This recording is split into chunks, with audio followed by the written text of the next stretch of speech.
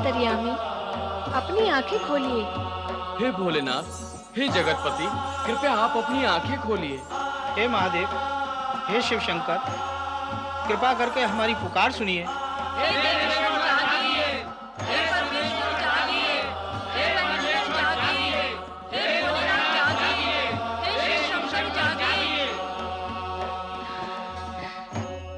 आपकी लीला भी कैसी लीला है प्रभु? कहो देवी, कैसी है मेरी लीला? अपरंपार, जिसका कोई पार नहीं। आपकी लीला का पार जानना किसी के वश में नहीं। आज तक ना कोई जान पाया है और ना जान पाएगा। आपकी लीला के वश में आकर हम सब कुछ बिसार देते हैं। आपको यहाँ ना देखकर अपनी सुध-बुध खो बैठते हैं।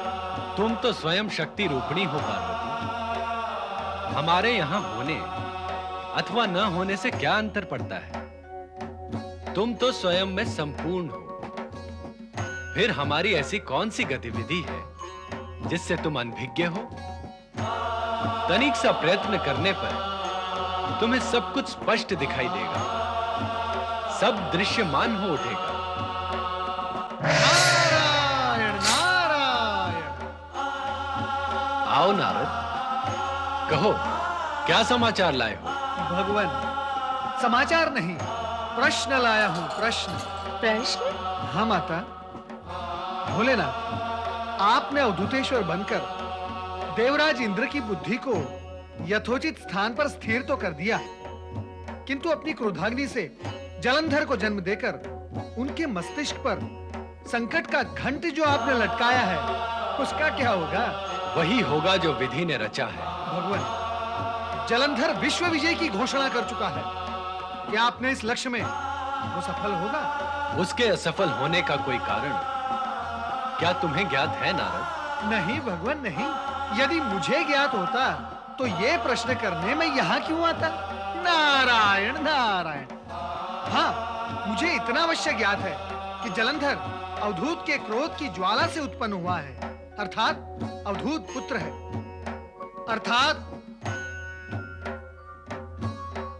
अर्थात वो अत्यधिक शक्तिशाली है। उसके शरीर में अकूत बल है, इसीलिए उसके सफल होने की संभावनाएं भी अधिक है। नारद, जगत के साधारण प्राणियों की भांति तुम्हें भी ये भ्रम है कि शरीर में बल होने से सफलता का होना निश्चित होता है। शारीरिक बल से कोई सफलता अथवा विजय प्राप्त कर भी ले तो वो अस्थाई क्षणिक होती है। स्थायी सफलता और विजय तो आत्मा के बल से प्राप्त होती है। महाबली जलंधर की जय! महाबली जलंधर की जय! सम्राट जलंधर की जय! सम्राट जलंधर की जय! असुराधिपति जलंधर की जय! असुराधिपति जलंधर की जय! असुराधिपति जलंधर की जय! प्रिय असुरगण, भगवान शिव की कृपा से कई युगों के पश्चात हमें असुर सम्राट के रूप में दैत्यराज जलंधर प्राप्त हुए हैं। शिव कृपा, आपके सहयोग व अपनी शक्ति के बल पर दैत्यराज जलंधर शीघ्र ही पृथ्वी, स्वर्ग और पाताल इन तीनों लोकों पर अपना अधिकार करेंगे।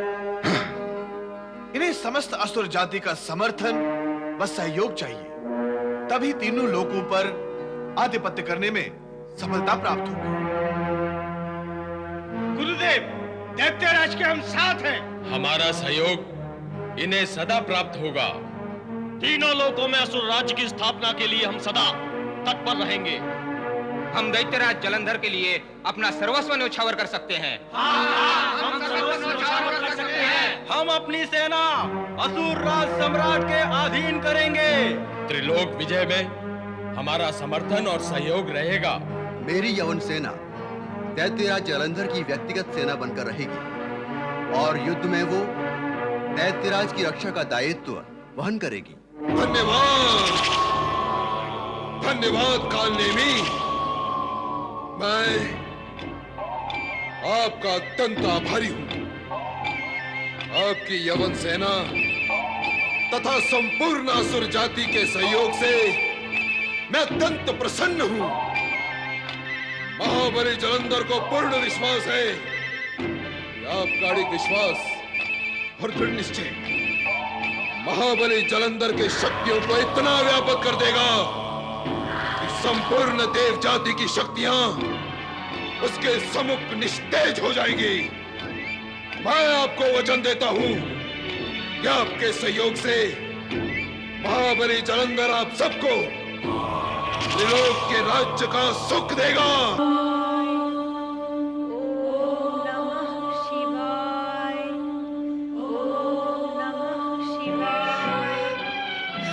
स्वामी, स्वामी, स्वामी, ये किसकी पुकार है स्वामी? इसने सारे कैलाश को गुंजायमान कर दिया है। नारी कंठ से निकला ये पंचाक्षरी मंत्र का दिव्य स्वर लगातार सुनाई दे रहा है स्वामी। देवी पार्वती, तुमने एक साथ ही कई प्रश्न कर दिए और स्वयं ही उनके उत्तर भी दे दिए।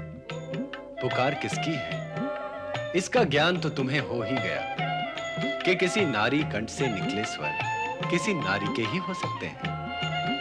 पंचाक्षरी मंत्र द्वारा हो रही पुकार से यह भी स्पष्ट हो गया कि वो कोई शिव आराधिका है। किंतु प्रभु, शिव आराधना करने वाली ये नारी है कौन, जिसकी भक्ति भावना की तरंगों ने कैलाश के वातावरण को आंदोलित कर दिया है?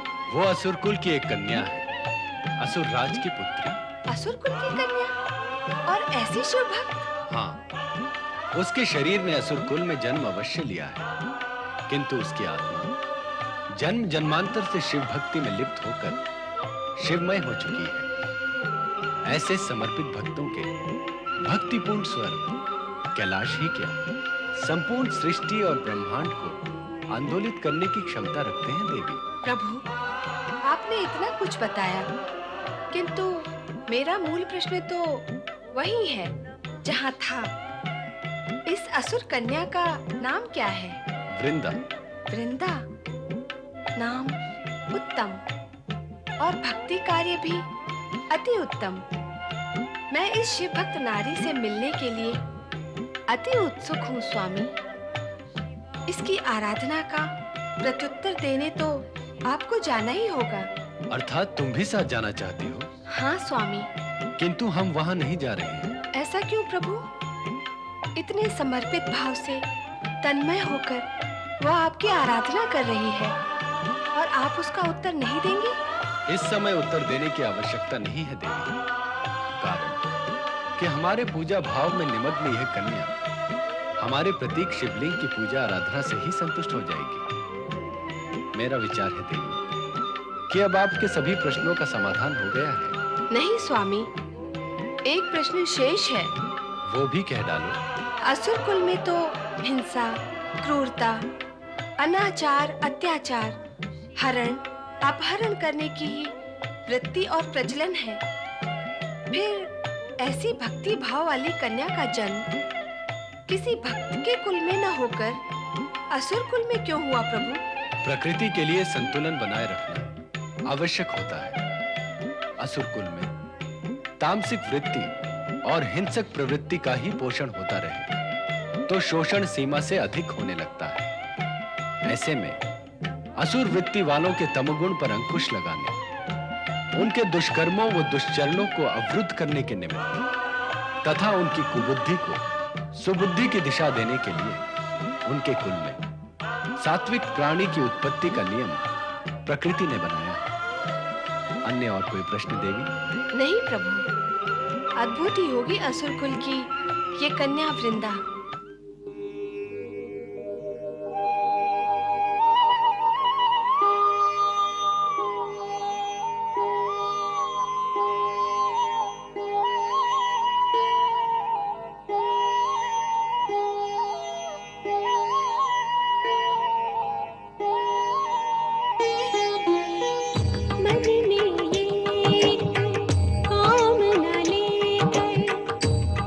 आपको शीश न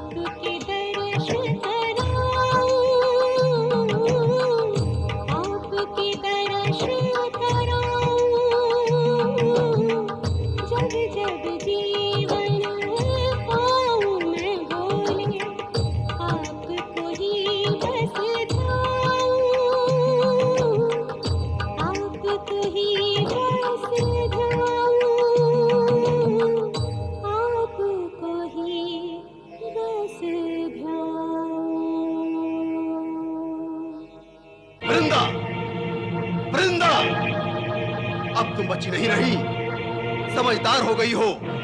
तुम्हारी ये भक्ति लीला और शिव भक्ति राक्षस कुल के लिए शोभनीय नहीं है। हम राक्षस हैं, हमारा भक्ति और शिव से कोई संबंध नहीं।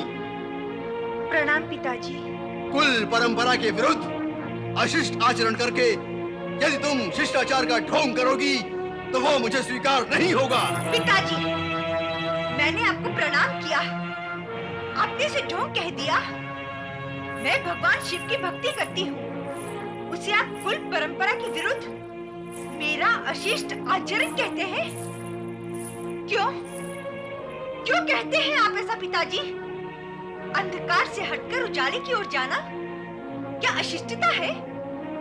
परम शक्ति की सत्ता को स्वीकार करना क्या कुल परंपरा के विरुद्ध है? भगवान शिव की चरण में जाकर अपना दुर्बल मन निर्बल बनाना क्या अनुचित है पिताजी? वृंदा, मत भूल कि तू अपने पिता के सामने खड़ी है, और ये भी मत भूल कि मैं कोई निरा बालक नहीं और तू कोई ऋषि मुनि महात्मा नहीं जो मुझे ज्ञान के घूंट पिलाने लगे। मैंने तो जो सत्य है वही कहा है पिताजी। अर्थात मैंने जो कहा वो असत्य है? हमारे राक्षस कुल में भक्ति पूजा नहीं होती, क्या मैंने ये असत्य कहा? मन की दुर्बलता और निर्बलता से हमारा कोई संबंध नहीं, ये क्या मैंने असत्य कहा? हम उजाले के नहीं अंधकार के मानने वाले हैं, ये भी क्या असत्य है? सत्य तो है, किंतु अत्यंत कटु, अनुचित, अप्रिय, कष्टकारी और पीड़ाकारी सत्य है। मानव विरोधी है। ऐसे अशुभ और अमंगलकारी सत्य के पाश से मुक्त होने में ही कल्याण है पिताजी। वृंदा, तो तू मुझे अब गुरु ज्ञान देगी? मेरी पुत्री मुझे मंगल अमंगल का पाठ पढ़ाएगी। अब तेरे कहने से हम अपनी परंपराएं छोड़ देंगे?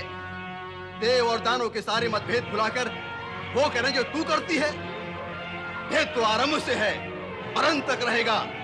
इस भेद को भेदा नहीं जा सकता पिताजी। कौन भेदेगा? हमारा जन्म ही तो दानव कुल में हुआ है। हम मानव जैसे विचार और आचरण कैसे कर सकते हैं? कर तो सकते हैं यदि सत्यता पूर्वक इस सत्य को मान ले कि देव, दानव, मानव सभी का जन्म परम शक्ति सदाशिव की कृपा से ही हुआ है। किंतु पिताजी, सत्य मन बुद्धि के कक्ष में तभी प्रवेश करता है जब असत्य वहाँ से बाहर निकल आए। देख रहा हूँ कि तुम्हारी उद्दंडता बढ़ती चली जा रही है।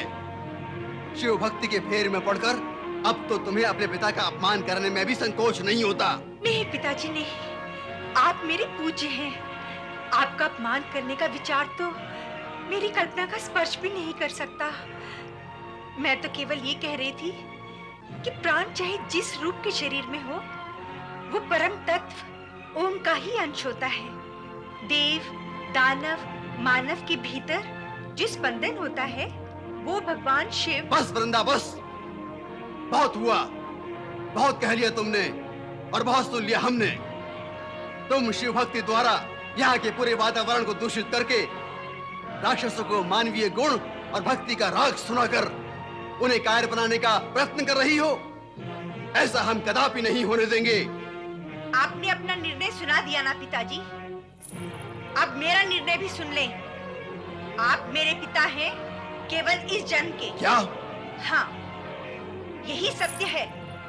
आपके भवन में मेरा जन्म हुआ है, इतना ही आपका मेरा परिचय है पिता पुत्री के नाते। इस जन्म में केवल मेरा शरीर ही आपको पुत्री के रूप में प्राप्त हुआ है, किंतु भगवान शिव तो मेरी बुद्धि और आत्मा के पिता न जाने कब से हैं और अनंत काल तक रहेंगे। इसलिए मेरा निर्णय है कि उन भगवान शिव के प्रति प्रतिबद्ध रहकर सदा ओम नमः शिवाय का जाप करती रहूंगी। हमारी अवज्ञा करने का परिणाम जानती हो तुम?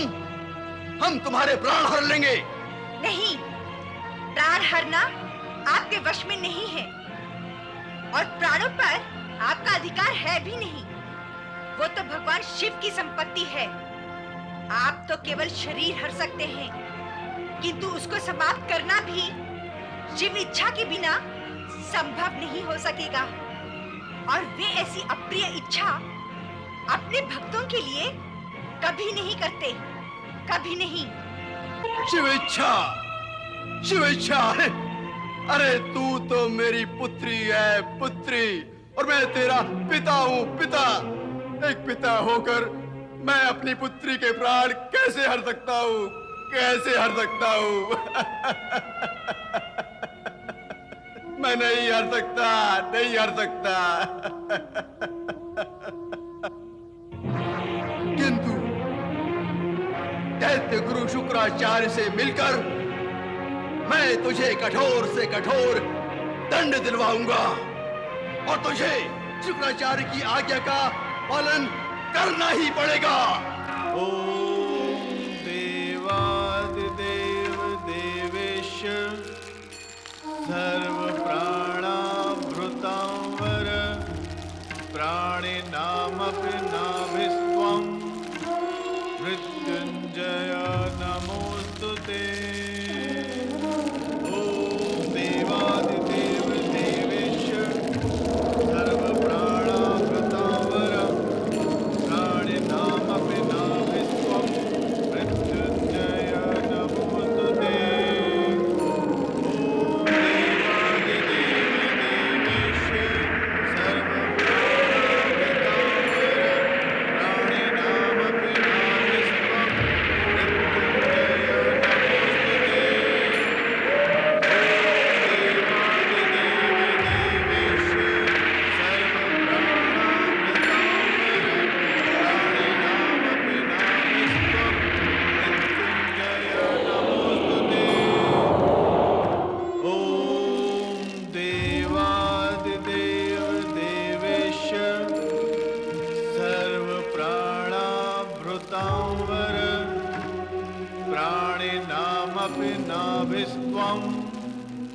मृत्युंजय नमोस्तुते। ओम देवादिदेव देवेश सर्व प्राणाभृतांवर प्राणिनामपि नाभिस्त्वं मृत्युंजय नमोस्तुते।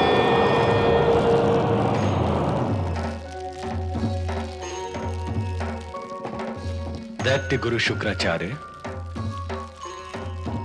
शुक्राचार्य, तुम्हारी आराधना हमें तुम तक ले आई है। कहो, किस इच्छा से तपस्यारत हो? हमसे क्या चाहिए तुम्हें? भगवान, आपके दर्शन की इच्छा तो पूर्ण हुई, अब एक इच्छा शेष है। इच्छित वरदान मांग लो शुक्राचार्य। भगवान, मैंने जिस मृत्युंजय मंत्र की साधना की है वो सिद्ध हो ऐसा मुझे वरदान दे। आपके द्वारा शक्ति पूरक इस मंत्र की शक्ति से मैं जिसको चाहूं पुनर्जीवित कर सकूं। तथास्तु।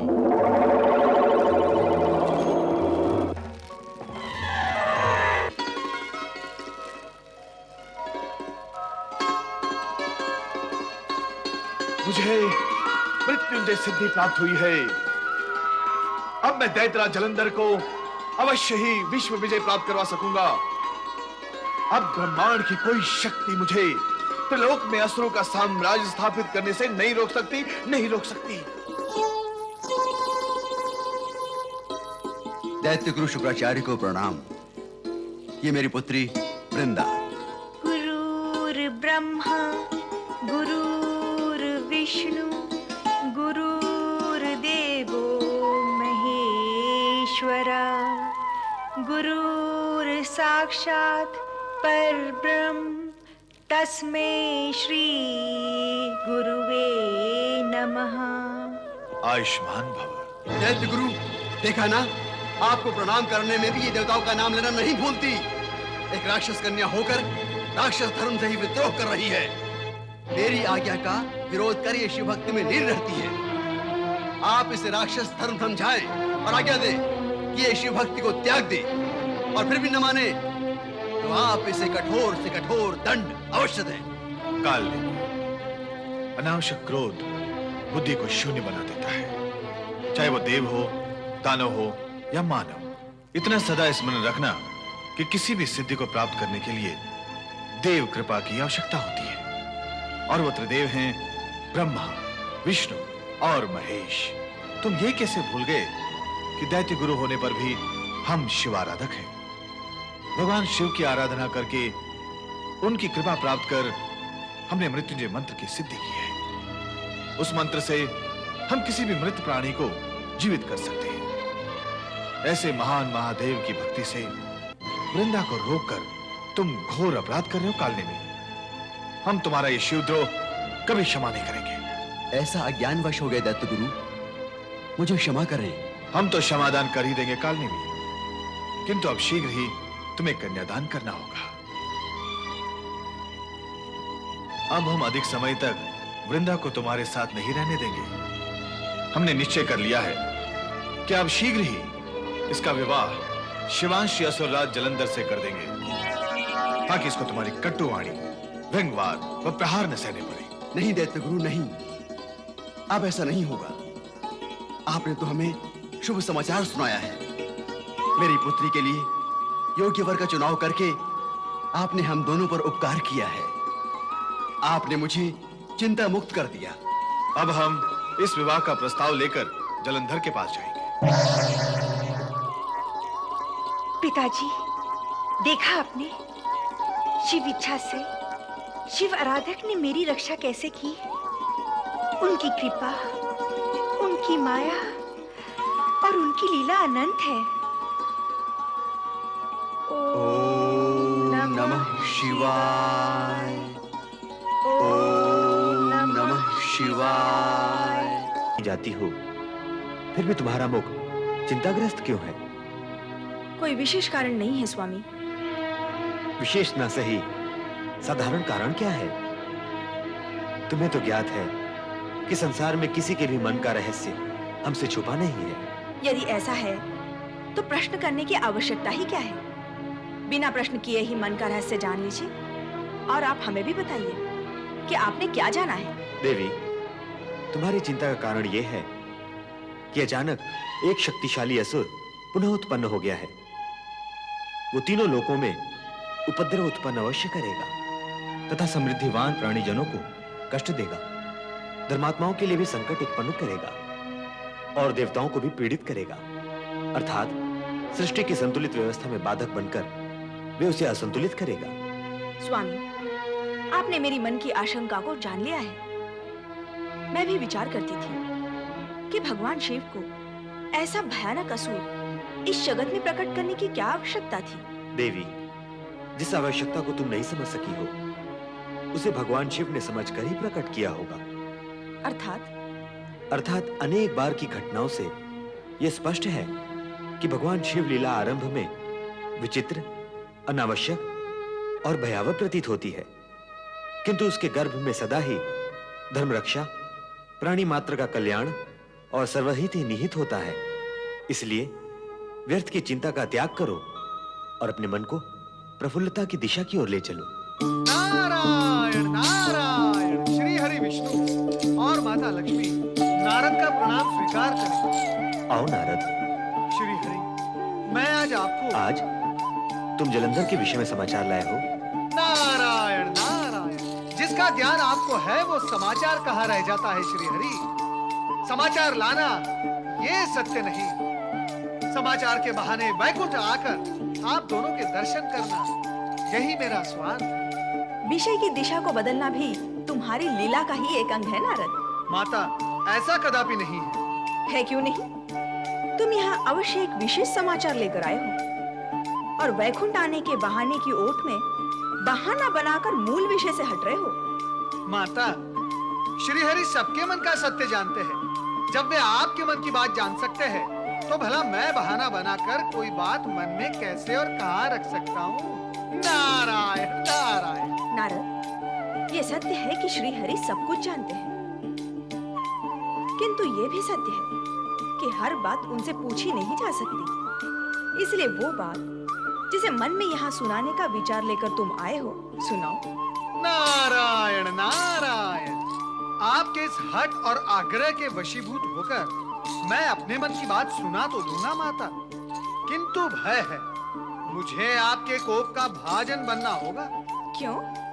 सत्य कटु होता है माता। इसे सुनाने वाले के लिए साहस और सुनने वाले के लिए संयम की आवश्यकता होती है, किंतु कटु सत्य यह है माता कि सुनाने वाला तो साहस किसी न किसी प्रकार जुटा ही लेता है, किंतु सुनने वाले के हाथ से संयम का पल्ला सदा ही छूट जाता है। नारायण नारायण। नारद, आजकल तुम अधिक बोलने लगे हो।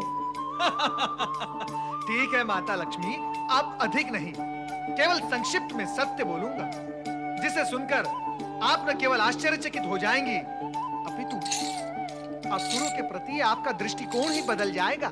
उससे पूर्व तुम बदल जाओ और कहो क्या कहना है। स्वामी, आप ही बताइए, नारद क्या कहना चाहते हैं? नहीं देवी, नारद के मुख से सुनने का आनंद ही कुछ और है। बताओ नारद, वो दृष्टिकोण बदल जाने वाली बात। तो सुनो माता, असुरराज जलंधर आपका छोटा भाई है, अर्थात आप उसके कल्याण के विषय में विचार करें, विनाश के विषय में नहीं। नारद, अपने बड़ों से विनोद और हास परिहास अपनी मर्यादा की सीमा में रहकर ही करना चाहिए। क्षमा माता, क्षमा, परंतु मैंने ऐसा क्या कह दिया?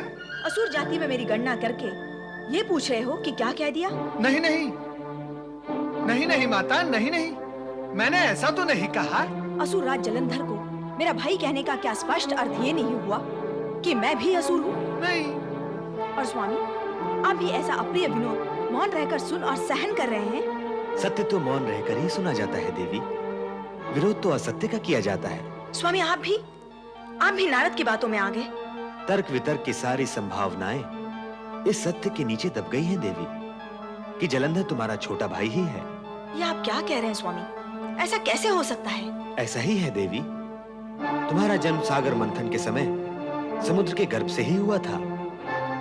हाँ, मेरा जन्म अवश्य समुद्र के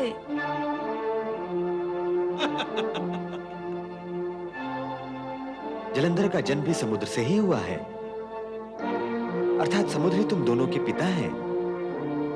अब आप ही बताएं माता लक्ष्मी कि आप जलंधर की बहन हैं अथवा नहीं।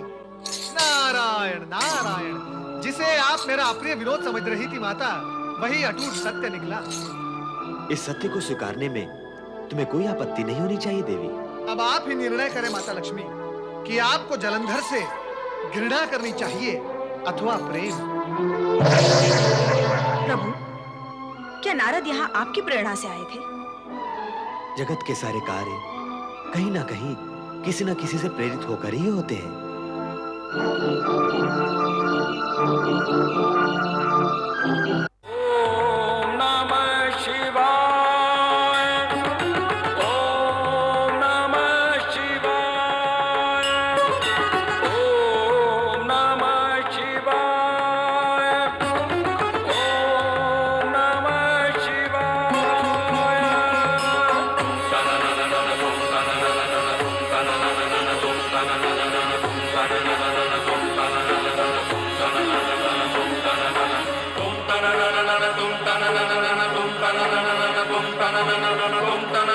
tum